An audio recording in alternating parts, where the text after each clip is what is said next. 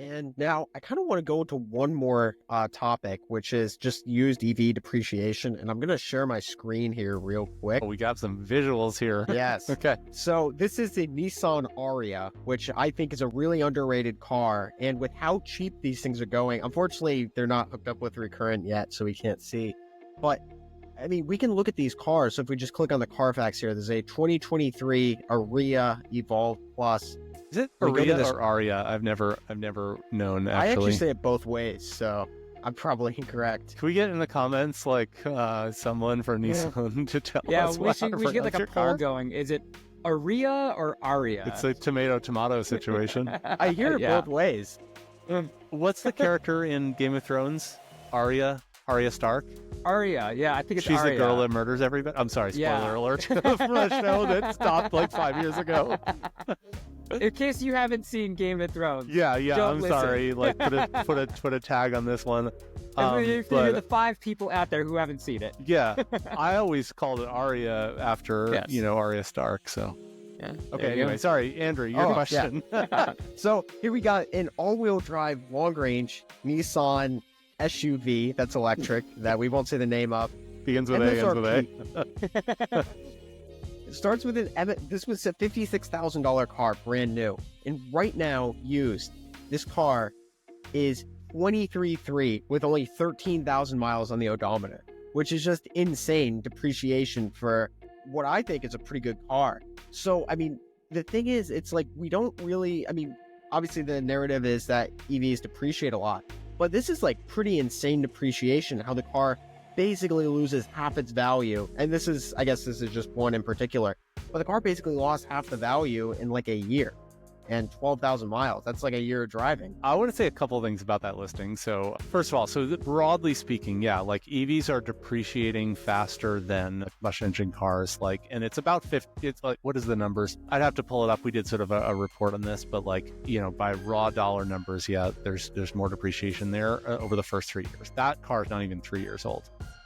One of the big factors in that, though, is the $7,500 new vehicle rebate, which is the one that's like almost definitely on the chopping block for for next year. So that's great. That $7,500 is like sweet, because when the original owner of that Ariya got, they didn't pay 56 out of pocket. They were like 49 or something like that, right?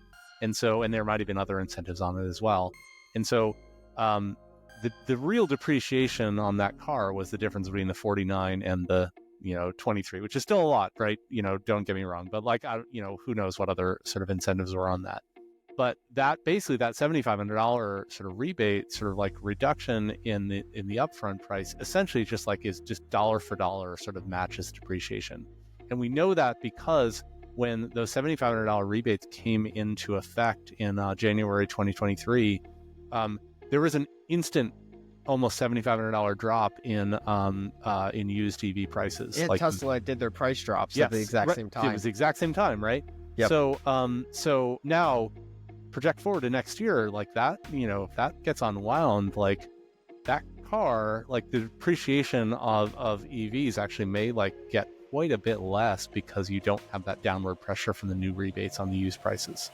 That's like observation 1, just about that in general. Observation 2, that one in particular, I'm very surprised at, because so the way the used EV credit rebate is worked, and this is still on the books. Well, the Ariya actually doesn't qualify for any used credit. It's too new, because the cars have to be at least 2 model years old. I'm about to, that's why I was like, I saw that was a 2023. Yes. And I was like, that car gains eligibility for the used credit on January 1st in 18 days, right? What is the dealer doing pricing that car for 23 or 24 or anything like that right now, given that 18 days from now, it's going to basically effectively drop by $4,000? You can make it 25 and then charge 21 for it. That car should be priced at $25,001 for the next 18 days, and then it should go to $24,999. Like we're hearing for dealers that are like stocking up on the model year 2023 vehicles that that are basically like, and they're artificially holding the pricing just above 25 for right now to make sure they don't sell them. This is like January 1st is going to be a bonkers year.